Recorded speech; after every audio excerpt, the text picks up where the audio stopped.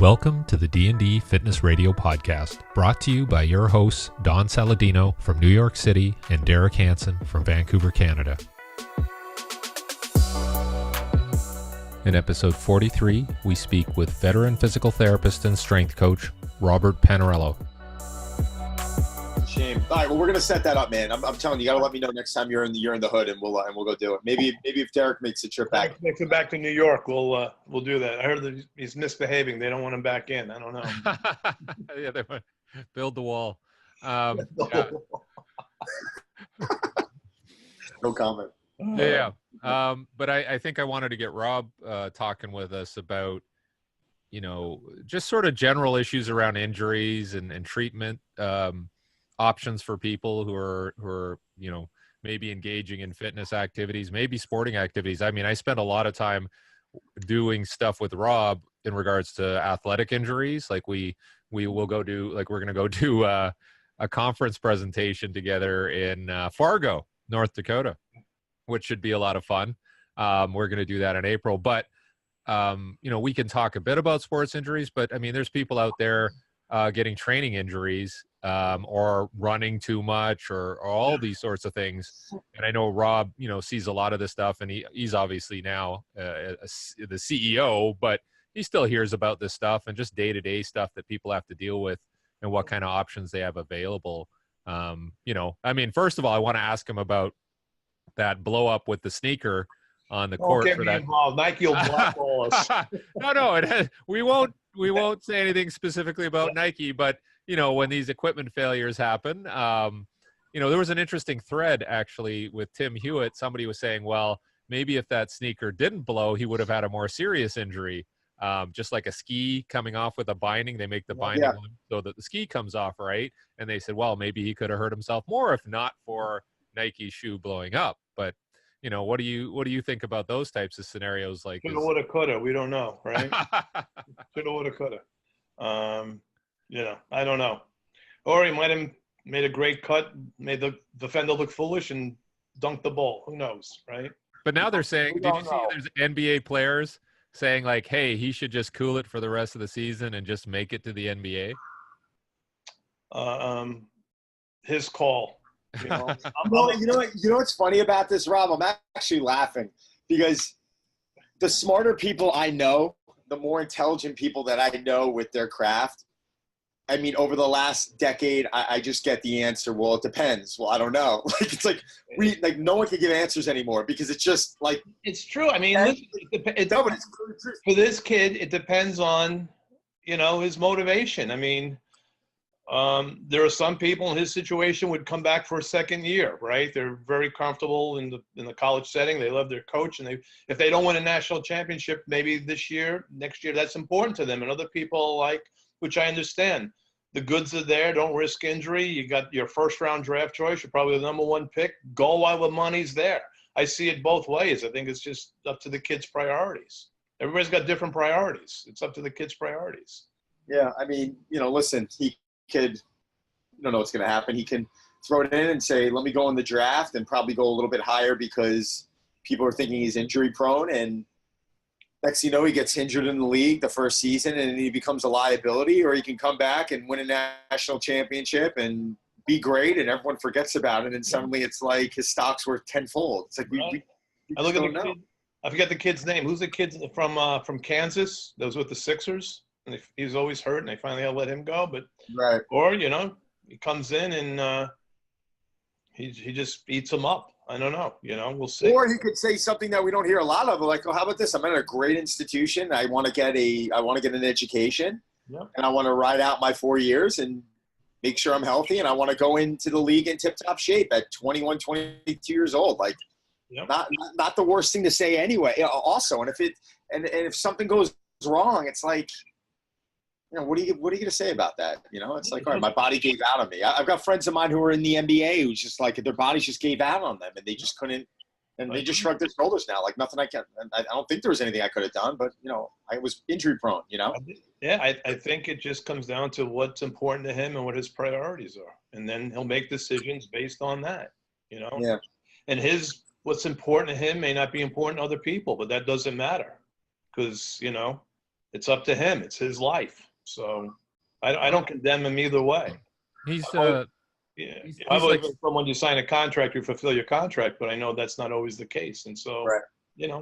He's 6'8", 285, and he plays like It's like LeBron size, right? Yeah, bigger, and he plays more aggressively. So it's interesting. I had this long conversation with Coach Al Vermeil about when he was with the Bulls and all the people that they passed over because he said, look, he's not very good at this physically. He's not very good at this, or I think he's deficient here, and I think we have to be careful. And most of the guys that they passed on, it worked out in favor of the Bulls and the guys they kept. So it was kind of interesting. I think there was there's maybe one where he said, wow, we probably should have kept him, or we probably should have went with him. But I found it pretty interesting what his thought process was for evaluating players. It wasn't just like, obviously they have to play basketball, but there might have been some deficiency somewhere. I think you look at a medical history, right? And based on that medical history, is there something that the percentages are against them that's going to be reoccurring? Is there something that is going to be debilitating 5 years down the road with regards to not that they can't play, but have an effect on their ability to be where they presently are, meaning regression? And then I think you have to look at, again, from a team perspective, these are the things we look at. And if they have those deficits in a healthy athlete, can those deficits be, I hate using the term, but be used corrected? Or, is it something that's enough of a red flag to us based on our experiences and our philosophy? We're going to pass. And you're not going to bat 1,000, right? There's always going to be someone. There's going to be the Tom Brady 6th round draft choice, and there's going to be the 1st round draft choice that, never made it. So, you do the best you can, and objectively through a progression of objectivity and experience, and hopefully things work out more times than not in your favor. Derek, is there a lawsuit on Nike right now for that sneaker exploding? It was basically that blew up. I mean, the sneaker blew. I mean, the sneaker's technically supposed to be, I don't see it any different than like you buying a new car and there's like a defect. Like, you can't say, well, the tire blew out, it hit a nail. But if there's some type of defect in the car and it blows out, it's almost like the same thing. Like you're buying a basketball sneaker to give you support. These are your tires. You need this. It's not a common thing to see someone literally rip through their sneaker on a court. Like, is there a lawsuit? I don't know, because the player who whose name is on the shoe, Paul George, it's called the PG 2.5 or something like that. And it's very popular amongst college players. And so he came out and said, I'm kind of concerned. My name's on the shoe. Can you kind of let me know what's going on with the shoe and why this happened? And I think they're doing a post-mortem on the shoe. I don't know if somebody grabbed the shoe and shipped it to Nike, but I think they're trying to figure out exactly what happened with the shoe first. So I don't know. That's a very good question. You also take a guy, Rob, you take a guy who's 6'9", 285? Yeah. I mean, when the hell are they testing a shoe with someone of that size, strength, and quickness? I mean, it sounds like that this guy, you're saying he's more aggressive than LeBron. Is he more explosive? I mean, how many people in the world are you comparing this to? Like, that's not necessarily, they're throwing this shoe on probably some basketball player on the court at Nike and be like, go test it out. Tell us how you feel. You know what I'm saying? It's not like, it doesn't make sense. Like, they're not, this guy's a specimen. Well, because he's in the NCAA, they can't make him his own shoe, right? Because of NCAA rules and all that. But if he was pro, he would have had his customized shoe, right, Rob? I would assume so. They say about assume. I mean, I would assume, again, that there are machines or instrumentation at Nike that can establish forces, right, that mimic what's going to happen on the court and different stresses to a shoe. And I'm going to, again, I assume they go through that process and they develop the shoe and then they actually give it to players confidently, or I shouldn't even say Nike, but it's Nike, Puma, Adidas, whoever. And then they give it to the players, and, I'm sure they're going to go through a process of not only how does it feel when you're wearing it and playing, but, aesthetically, is it appealing to you and all the rest of the things. But I've got to believe that in this day and age, there are machines that you can actually fit a sneaker on that'll mimic forces in various directions. Yeah, and I assume if the bigger the shoe, the less stable or less, the more it's going to be able to blow up. There's a guy at UNC Asheville. I'll stand corrected here. There's a guy at UNC Asheville. He's 7'8". He has a size 26 shoe, and that's the only shoe that they could customize because of that. Right. Well, but this guy's 6'9", 285. You got to assume that he's probably has a size 16, 17 shoe. I mean, the guy's a specimen. Yeah. Who the hell? I mean, and Rob just said it. They probably have instrumentation that's trying to test it with forces. I just, who knows, man? I don't know. I don't know how the hell you really. I don't know. I mean, it obviously wasn't tested, and obviously the shoe failed, and this poor kid has got an injury that could be debilitating to his entire career. We don't know how someone's going to heal. Yeah, that's true. From what you read, it's a grade 1, so I don't take an injury lightly. But I think he'll be back. If he's back for the tournament, it wouldn't surprise me. The way he went down, it probably looks like his MCL, but who knows? Only the docs and the players and the trainers know for real, the absolute, right? People on the inside. But I think there's a real good feasible chance he could be back for the tournament. I'm talking about game 1. I'm pretty confident he'll be back for the tournament. I think he's got a reasonable chance to be back game 1. But we'll see. We'll see. The shoe companies, I'm not in the shoe business, but I'd be pretty confident they know what they're doing and they have instrumentation, et cetera, that test these things. Yeah. Maybe. I wanted to talk to Don about, okay, that's an extreme example. But what's happening in gym settings, Don? Would you say fitness, and not necessarily what's happening where you work, but like we have group fitness, we have all of these different crazy new things going on. We have people exercising in cold environments for whatever reason. And I want to get Rob's opinion on that, by the way. I don't really get that. Hey, Rob, have you heard, sorry to cut in, Rob, really quickly. Yeah. This gym concept that opened up that they have you work out in the cold. I don't know. Let's go. Sorry, Derek. On to the next. That's all I wanted to hear. Thank you, Rob. Listen, I don't know. Okay, no. We can move on. That was a perfect answer. Derek, continue, please. Sorry to interrupt, Derek. Keep going.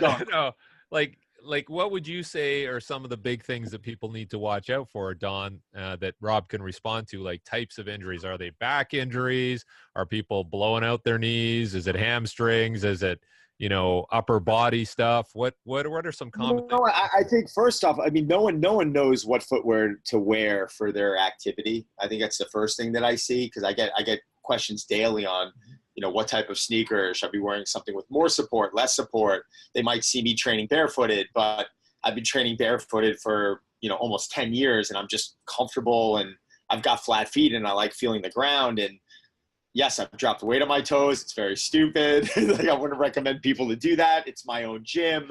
I'm not worried about getting a foot fungus because I'm so crazy about cleanliness in here. So, I think a lot of times what I see are people using the wrong footwear to train.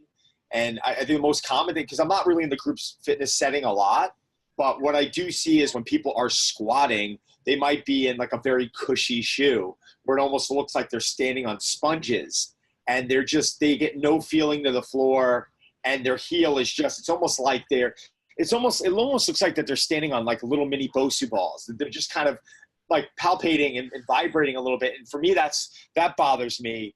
But typically in the normal gym setting, you're never really seeing anyone doing agility drills the way agility drills should be done correctly. They're just doing the kind of hot move and sweat. So if they're in some sort of a cross training shoe, fine. They're not 6'9", 285 changing direction with that type of force. I mean, we also have to be real to what I'm actually exposed to and what I'm actually seeing.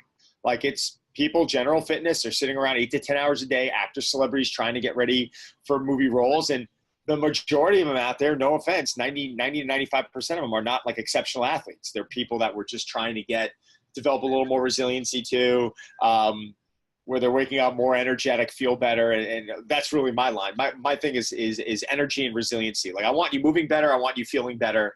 And if you do that, then aesthetically, everything's going to kind of work out. So, to answer your question, from the group setting and all that stuff. I mean, I just see there's some exercise I see people in probably a poor choice of shoe, but otherwise, a lot of it doesn't even make a difference because they're not really moving to begin with. Yeah, Rob, when you're working with your staff, your professional staff at Professional PT, and people come in, would you say like 80% of them just need some very basic help with, like, maybe getting in shape, or, working on movement, or even like Don said, looking at their shoes and going, wow, that's the reason why your foot or your ankle or your back's killing you? What are some of the things? Yeah, I'm not in personal training. I'm in physical therapy in a performance center with regards to athletes. But I will tell you that from my perspective, I think most of these injuries the majority of the injuries we see in those types of settings come from two factors. One is that the person wasn't prepared appropriately for the training program they're going to be put in formally. And two, though intensity and volume go hand in hand, meaning volume, velocity, jump height, foot contacts in jumps, weight on a barbell, weight on dumbbell, etc. It's the volume that kills you. It seems like more is better. Anybody could make anybody tired, right? But what traditionally, when you get the feedback from these clients, it's that, they progressively went through a workout, and whether more volume was added in the form of more and more exercises over time, and then more weight or more distances or whatever added to the exercises, the combination of both hits a breaking point. So an analogy I'll always make is we see a lot of people in the beginning of October, in October or so, that are preparing for the New York City Marathon, right?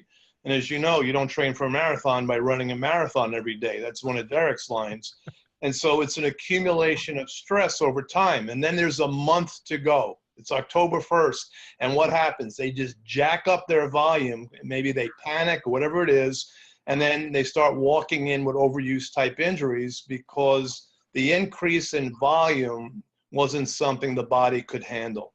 Sure. And so, right, if they were prepared for that increase in volume, they'd be okay. So those are the two factors: preparation for the program, and they just did too much in the period of time they trained. And they break. I want to jump in on something, if you don't mind. It's funny because, and I was having this conversation with Charlie Weingroff last week when we had him on our podcast. I said, it's not like I'm a fitness guy. I'm not a finance guy. So if I was to go in and sit down with someone from Morgan Stanley, there's going to be a lot that they know about that they feel is common sense that I just don't know about. Right. You might turn to me and say, well, how do you not know that? And I'm like, well, I'm sorry, I'm not, I'm not in the business, and I like to think I'm business savvy, but there's a lot of things that they know that I don't.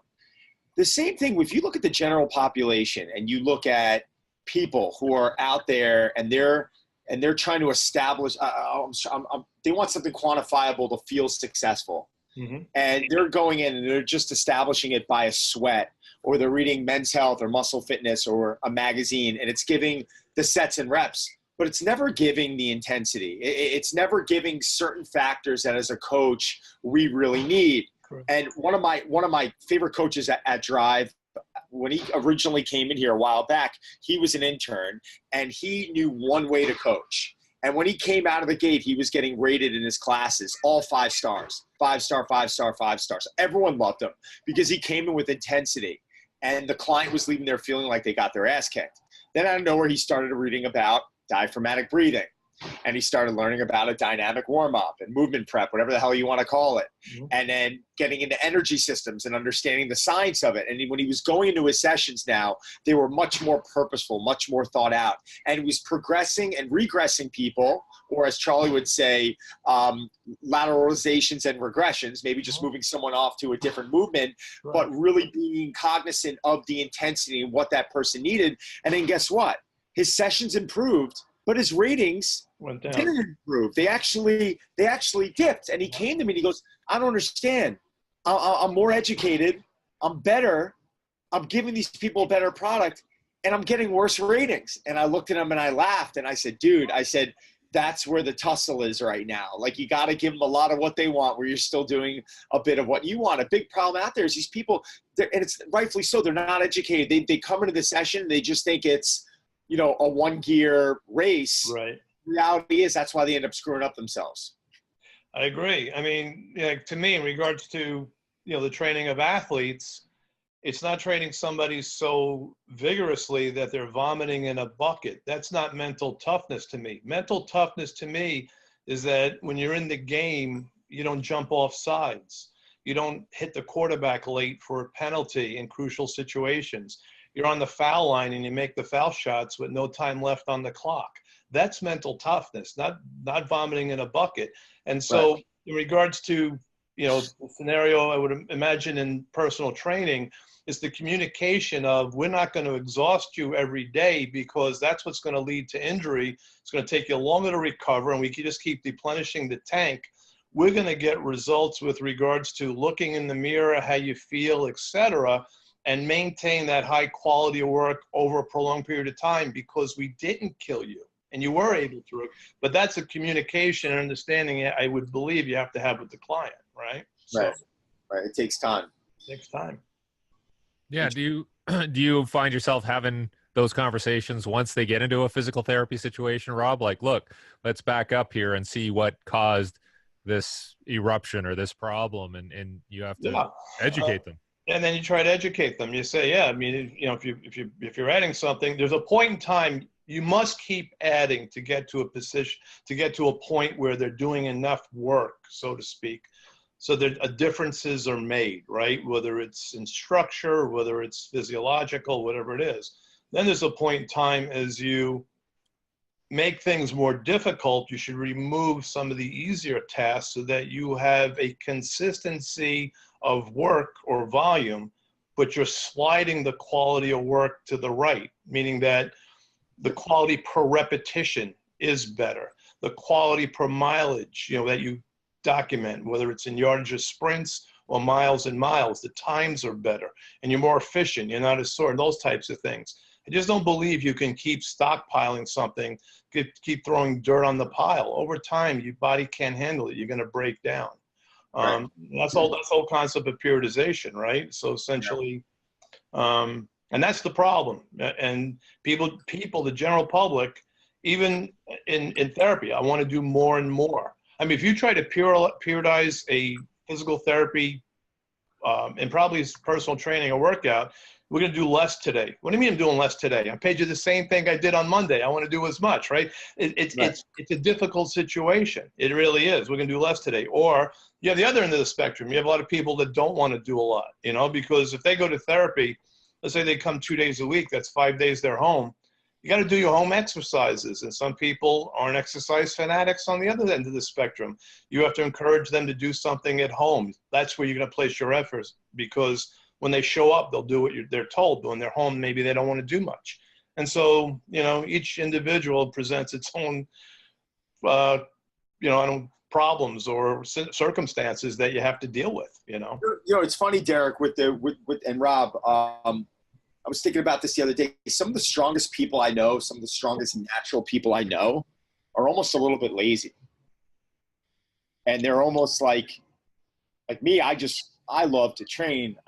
I love mentally what it does for me physically, naturally. But the biggest battle I've had my whole life is, doing less and taking time off. And, it showed sometimes, you get a little achiness or a little lethargic, and more of a mental thing for me. But some of the strongest people I know, they're actually a little bit lazy, to the point where like, oh yeah, no, I'll train. I'm not feeling really up to it today. I'm tired. But they always kind of get in and get it done.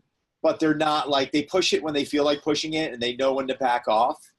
And it's almost a little ironic with strength in the body. I think sometimes the people who really are passionate about and really love it and love that grind, it's almost more difficult for them because they just want to do too much.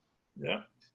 Yeah. Even with a rehab standpoint, even with a rehabilitation standpoint, that's my, sorry to interrupt, but there's an interesting book I'm reading. It's called Why We Run. And I think the guy was like an anthropologist or something like that. So he goes back and he looks at prehistoric man and how we've evolved.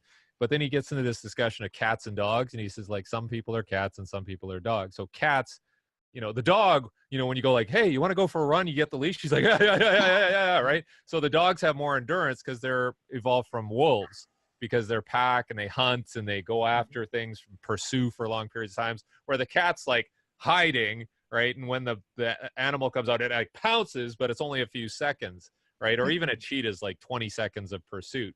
So you can never get a cat to do what a dog does. Like a cat will not run in the forest with you without any reason. Like we're not, what the hell are we doing here? So I think that people are like that too, right? Like, you know, where the dog's like, you know, you can throw a ball and he pretends it's like pursuing something, but the cat just looks at the ball go by. So I think sometimes you have to categorize the people that you're working with, whether it's physio or personal training, and go, oh, maybe this person's a cat. Okay, let's do a couple of explosive med ball throws and sit down. So. Yeah, I mean, even your own kids, right? Your kids are different.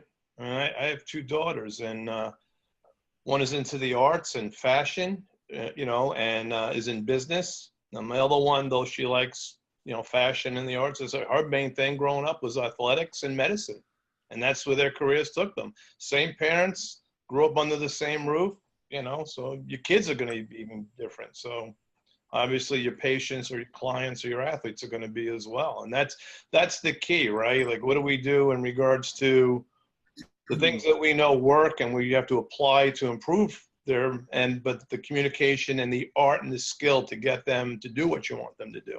I mean, you know. Did you guys see the Bo Jackson, ESPN 30 for 30? Like, I did not. No. Rob, it was. I thought it was awesome. I'm a huge Bo Jackson fan, but the funniest thing out of the whole documentary was when, God, who was he playing? He played for Auburn, right? He played for Auburn, and when he was at school, he was like, he turned around and he's like, I don't understand the coaches. Why do they want to tire us out on the field with all this activity? Like to be resting and like it's almost hysterical because this was at a time where, I mean, when he was in the league, I don't care what you said, like no one ever talked about back then what recovery, like recovery is such a word that we use now. It's almost like overused. It can't be overused, but everyone's like recovery and different recovery modalities. Back then, everyone was just talking like training and bigger and stronger and faster. And he understood that, oh, we're getting tired out. It's just going to defeat the purpose of us being on the field. Right. Yep. Well, I get it. I think we see a lot of that today. I mean, listen, it's like Ted, you know, I hear a story about Ted Williams, and maybe the younger people listening to this, Ted Williams played for the Boston Red Sox, great hitter, right? His last hitter to bat 400.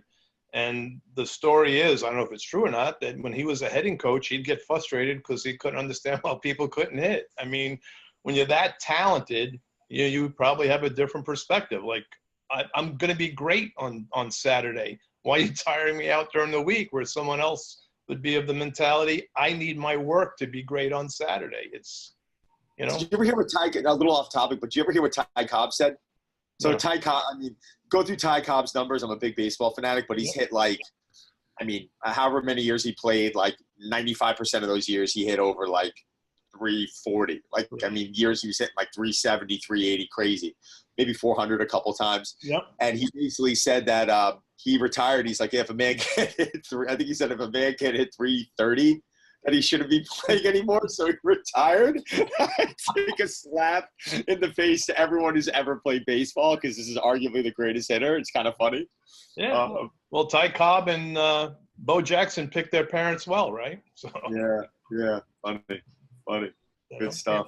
Rob, when you have people come in and you find that they aren't doing the home exercises and they're just not motivated, like, what do you do? Like, if they come in once or twice a week, are you saying, look, you got to come in more because we have to supervise this? Or how are you managing that with people who might not be improving because, you know, they're just not doing the work? It may be a factor that they have to come in more often to get till they're out of the woods, so to speak.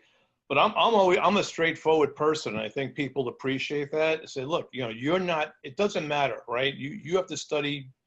You have to study for this test to pass the exam. You have to do this work for your knee or your shoulder, your back to get better. You have to do this work if you want to lose 15 pounds in the gym. You know, there's always a check, right, that you have to pay. And so if you want to get better, this is what you need to do. And I'll explain it as such and the reasons why and try to make sense of it to the patient. And, you know, you could lead the horse to water, but do the best you can to make them drink. And more often than not, they do. Sometimes they didn't realize. A lot of times people think if they have surgery, the surgery was just going to take care of it. They didn't realize the intensity of the effort that's going to take place after surgery. That happens sometimes. And so you have to, get them through that. But I think people, they're responsible. If they want to get better, they have to do the work. If you want to lose weight, you have to do the work. If you want to, like I said, pass the exam, unless you have a photographic memory and you read something once and you remember it, you've got to study, you've got to do the work. And if you're not, then the consequences are there. So, that's how I handle it.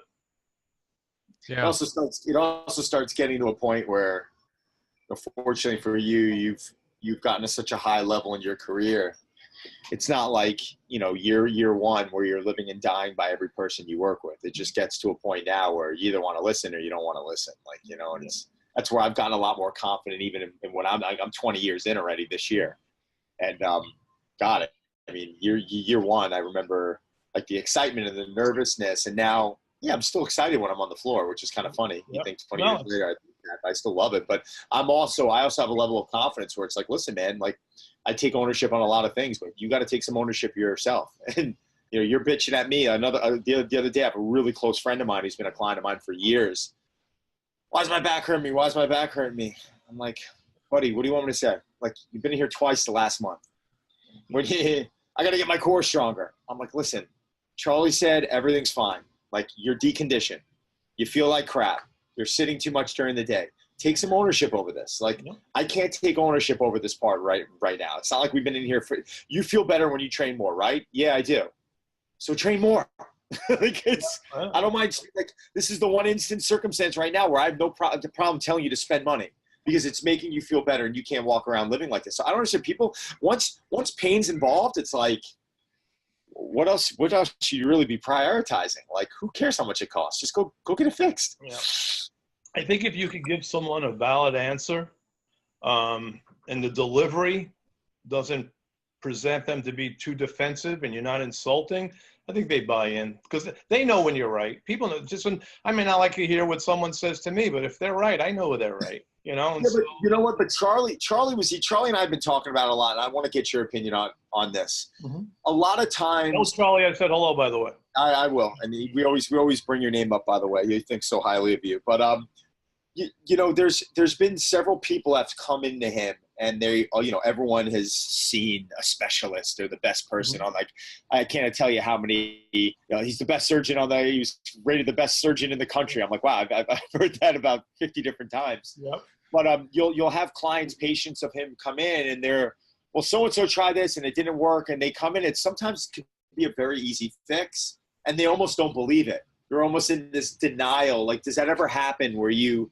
meet with a patient and they're like, well, so-and-so said this and this makes too much sense. And, I'm feeling better, but I'm questioning what you're saying. You get what I'm saying? So I'll say, what have you done? So that may work for so-and-so. That's fine. If you have a paintbrush and I have a paint roller, we're both going to get the wall painted. Maybe the time period's different, but we're both going to be successful in the task. Right. And so that's what so-and-so said. I just have a different philosophy, but the finish line will be the same. This is just the way I do it. And if it's something easier, then that was just my way. If it was harder, that was just my way. But I'm pretty confident in the end result. This is just the way I do it. And so, and I have said to people, I'm not trying to be insulting, if you're so confident in so-and-so, then why are you here? I would stay with so-and-so, right? And so, and that's just, like I said, that's just a valid thing. If you keep talking about, for instance, if it was Charlie, right? Charlie's reputable, very good. If you keep telling me what Charlie would do, then why just have Charlie? Just have Charlie treat you. Like, why are you here? And I'm not trying to be insulting. It's just, that's the way it is. But if you're here, then you're going to try my way, which may be similar or may not be, whatever it is. But Rob, you're making me feel insulted right now. Jesus, no. but seriously, but that's how I approach it, and that's so. It's like Rob's joke about the twin sisters. Anyways, that's a good joke, by the way. What are you doing here, Rob? What are you doing here, Rob? I want to talk a bit about like some youth injuries. And I know you'd show me some examples of, like, I can't remember, it was a 10-year-old boy who had ACL surgery. And are you 11? 7. Anyways, 7-year-old. So are you seeing more of those types of cases? Like, and what should parents be concerned about? I think we're seeing, so that boy was 7 years old and then tore his other one when he was 9. So now, excuse me, in any situation, right, whether you're rehabbing somebody, training somebody, doing in the fitness business, whatever, when someone comes to you with regards to a problem, right, there's going to be modifiable factors. We can make them more flexible. We can make them stronger. We can increase their max VO2. And then there's going to be non-modifiable factors, joint structure, etc. Right? Okay. I think with that kid, he had some structure that predisposed him to injury. He hurt himself making tackles in both occasions. And so his knee went, all right? The people, I had an 11-year-old that needed, or supposedly needed, I'm not going to challenge someone because I saw him post-operative, had an 11-year-old that had to have an elbow scope to have bone chips removed from his elbow. This kid played baseball 4 days a week, and the other 3 days he played tennis over a long extended period of time. That's my point from before, right? It's just, 10 pounds of crap in a 5-pound bag. It's just more and more, and eventually you break down. Those are the types of things I'm more concerned with the kids. If the parents are living through the kid, we have someone now that may have a avascular necrosis of their foot, meaning some dead bone in their foot. And so the kid has a lacrosse scholarship or a basketball scholarship. I forget what it is. It's not my patient. And no, it's a lacrosse scholarship because they're in basketball season. And instead of resolving this foot condition, they're very concerned for their daughter's health and safety. I'm not going to ignore that, but they're really concerned if they're going to make the basketball playoffs, which is preposterous based on her condition. Forget about basketball. If you think about this whole scenario, it's a different sport that they're going to be playing for the rest of their career. They've got a scholarship for it. I get it. You're competitive. You're proud of your child or whatever. Don't worry about the basketball playoffs. Let's just get her better. And you deal with that. You deal with parents living through their kids in that scenario. So, more's not better. And that's what I go back to that 11-year-old. This is years ago. An elbow arthroscopy at 11 years old. Then you find out what they were doing, and maybe are you really surprised? So I just think it's just a factor of just doing too much, It gets a little carried away. I mean, I'm seeing it right now. I've got 2 kids. I've got an 11-year-old daughter and my 10-year-old boy.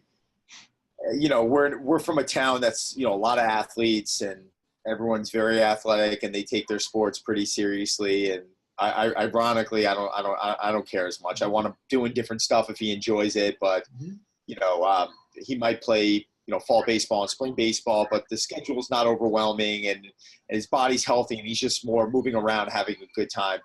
I'm a little shocked on how a lot of these parents are, like, even in regular club season, they're putting them in their travel team as well. So they're like doubling them up in one season. And then right when that season's over, they're putting them into that same sport. And they got to pump the brakes a little bit. I mean, even if the kid wants to do that, I remember, and I learned this from, I'll give him some props. Greg Rose years ago, we were talking about training juniors, and he's just like, training golfers. It's like these parents come into him and they all want their kids to play like in swing club like Tiger Woods. Right. And I'm like, Jesus, like, play hockey also, play baseball also, right. Or, kick soccer balls. How are we going to get him to hit the ball farther? I'm like, your son's 9 years old with a perfect swing. You just asked me to look at this kid's swing in here. I am not even a swing coach. I'm a 7 handicap, and he swings the club way better than me. And he's 9. He or she is 9 years old. And what should you do? You should relax. This kid's going to hate golf. Yeah. And I blame the parents. They're the reasons why they're most of the time with overuse injuries at that age. They're the reasons why their kids get hurt. Absolutely. And I just think that the more activities you can participate in as a child, when you're so and so, so to speak, plastic and be molded, then you're going to develop your neuromuscular system, all these different skill levels, so that when you are mature, whether you're female or male at 14, 15, 16, and you specialize at that time, overall, you're going to be a much better athlete than if you just played the one sport 24/7, 365, and probably healthier. Right. That's a hard concept for parents to accept, because it took me a while to understand that.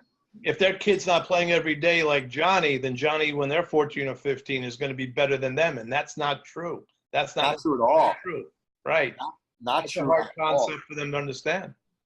Get them playing. If your kid enjoys, if you're listening to this and your kid enjoys sports, get them playing as many different things as possible. If it's what they want to do. Hands down.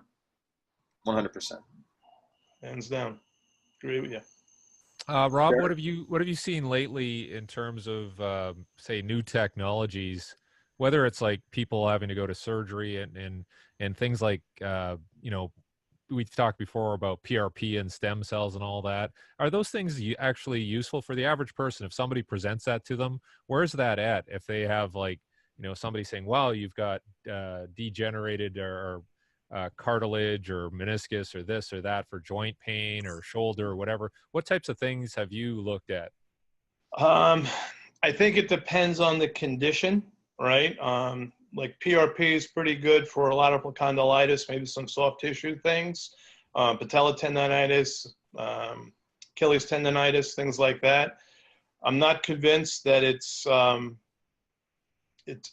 as effective on bone, things like that. I think stem cells, I haven't researched it recently, but from the people I speak to, the jury's still out on it. But they're still working on these things. I don't think there's a holy grail yet. But we are evolving in those areas. I mean, I know I'm being kind of generalized in my statement, but I think that's really where we are right now. I don't think there's the holy grail, like, oh yeah, this is here now and it's going to cure everything. There's one thing I've learned in my career: there are no absolutes, right? And you've got to look at cases presented to you, and what's the best way to treat those things. And what's good for Joey may not be good for Johnny, though the diagnosis may be the same. And same thing with, as Don, with training, right? You get two people, similar age, same gender, whatever, they come in. Why can somebody lose a little bit of weight or get fit a little bit quicker, right, than someone else? So many variables, it's like so many variables. Yeah, there are a lot of variables. So. And I'm sure a lot of people are, you get them to a certain point in therapy and you're like, okay, it's not improving. At what point does somebody consider something like a surgery? Are those conversations you have to have? Yeah, so absolutely. Because if they're not improving, then you're not doing you're not doing the patient justice, right? You're not doing them a good service. And so you lay out your plan with anything. You're training an athlete, you're in a fitness environment, you're in rehab. You're going to have a day 1 to whatever plan. This is week 1, week 2, week 3. And if the progressions aren't going that way, one or two things have to happen. One thing definitely has to happen. Something has to change, right? So is it my course of therapy, or is it, it's just through experience? Like Don says, he has experiences over 20 years. You just get a gut. You just kind of know. And I'm doing this 38. And you just say, listen, I just think you're going to be a good candidate for surgery at this point in time. We tried it, it's not working, and that's my opinion. Or you say, and you have to be, you have to be professional to do this. You have to say, I don't think what you need is my expertise, so I'm going to refer you to a different therapist or a chiropractor or another healthcare professional that may take you across the finish line to avoid surgery. That's not done enough. It's not. It's not. And it's not degrading to yourself to do that. And it's not a negative thing to yourself to do that. You have certain skill sets that you're good at and certain skill sets that you're not at. And there's nothing wrong with admitting that, I like getting another set of eyes. I'm not even just talking about from a PT standpoint. Sometimes, if we're looking at a specific movement pattern and there might be something that I'm not seeing, or I might just, and I do it on the gym floor all the time. I'll call Charlie over, Tiago over, and be like, take a look at this. Like I'm trying to cue this guy up and his knee keeps collapsing. And you know, and then they might just give it a little bit of a different cue, and then suddenly I'm like, oh wow, that was simple, and I'll just kind of laugh it off. But the client respects that 10 out of 10 times. They're never saying, oh well, he knows more than you, I'm going to leave you. Like, they never say that. They're just like, okay, thanks. I'll tell you a great story. I thought it's a good story. Al Vermeil and Don Chu were together, right? So I was trying to teach one of these players to bound, and he's having a tough time bounding. So Chu walks over, whispers something in the kid's ear. Kid starts bounding. All of a sudden, it looks great. So Al goes over to the kid and he said, what did Don tell you? He said, he just told me to hit the ground harder. So, you know, Wow. another set of eyes, right? And it was something as simple, just hit the ground harder. And the kid was able to do it. So, you know, and Al's a great coach, you know. No, absolutely. But sometimes it's just a cue. It's just making something a little bit more relatable, or a different set of eyes, like you said, right? like, yeah, I mean, you could give me instruction 2 different ways, and I might be listening to one like it's, you know, ancient Greek, have no idea, and then something just clicks by someone. It's just, it's not done enough. It's not done enough. Yeah. So what's on the agenda for you now? I mean, you've been in the business 38 years. I mean, there's not much. God, I mean, you've done a lot. No, seriously, you've done a lot. I mean, honestly, from a PT standpoint, you're pretty much the pinnacle. I mean, there's not too many people out there can say you've done what you've done. Well, I appreciate that. Yeah, you know, there's still more to do. I mean, I want to learn. I want to keep learning. I know that. A couple of research projects I want to get involved with. You know, we'll look at a few things. I like speaking. I like writing. We'll keep doing that type of stuff, and we'll just see how things evolve. But you know, in life, some decisions you make, some decisions are made for you. So we'll see how it goes. But I've got a plan and you know, keep myself busy and, you know, but the main thing is just to keep stimulated, right? Whether it's through knowledge or through your work. That's what I try to do. It's funny. Anyone in our industry, Derek, you, me, I mean, yeah, it's, you have a love for this. And I don't care if someone dropped, you know, $5 billion on your pocket, you know, in your bank account. Yeah, you probably do some things differently, but are you really leaving this industry? It's part of who we are. You know, it's part of why we got into this. And part of it all is I never want to stop educating myself, or just the feeling you get from helping someone on the floor. It's just kind of what we did, what we do. You know, what we do, what we do. But Rob, listen, Derek, it's already 3:00 pretty much. Can you tell everyone if they want to find out more about you, where, like, you know, social handles, contact, anything? Well, first of all, I'm not on social media. I love it. I'm jealous. Derek's on me all the time for that. So, you know, I am not on social media. But if you wanted to email me, you just email my name, Panariello, Panariello, at professionalpt.com. Just give me 24 to 48 hours or so to get back to you, because depending on my schedule, I travel enough or do other things, but I assure you I'll get back to you. But that's probably the best way to get a hold of me. Awesome. Derek, anything else? No, that's good. I just know Rob's been doing a lot of educational stuff and through his company, but also, like I said, we go out and I'll meet him at conferences. We're at the NSCA conference last year, so it's good that he's out there kind of passing on his knowledge. I love it. All right, Rob, listen, Rob and Derek, thank you guys very much. Rob, thank you for having me on. I really appreciate it. All right, and Don, we'll do dinner's on me. Next time, dinner's on me. You picked up the last one, and I'm taking you to that spot. I'd love Derek to be there. Okay, I'll do my best. If they let him back in New York, we'll see. Thanks, guys. I really appreciate it. Take care. Bye-bye. Bye-bye.